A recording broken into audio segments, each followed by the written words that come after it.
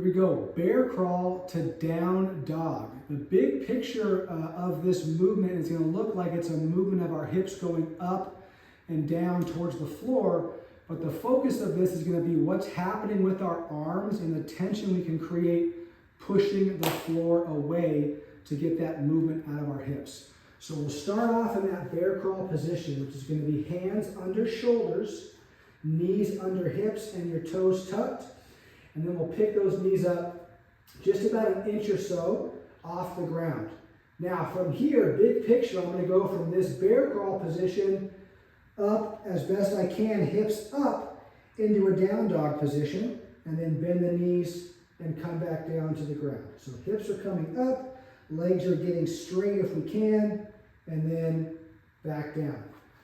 That's the big picture. The important part here is I don't care how high the hips get. I don't even really care how straight your legs get. I'm more worried about how much tension we can get through these arms pushing the ground away. This is going to be a lot of work for our shoulder girdle or our shoulder blades here. So it's important that we get these hips up the right way.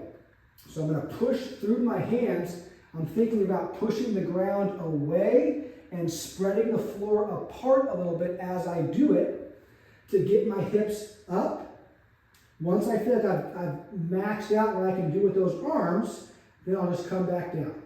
So I'm pushing the ground away, spreading it apart, hips come up, and then come back down, control it with those arms. And if we do that right, muscles around our shoulder blades should really be cooking as we go through that.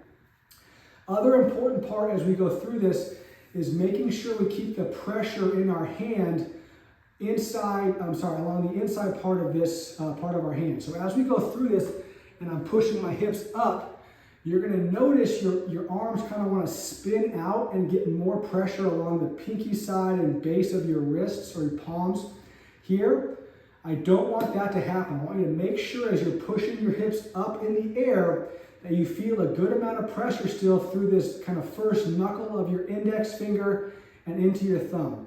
Make sure you keep a good amount of ground contact and pressure through there, the duration of your set of hips coming up and coming back down.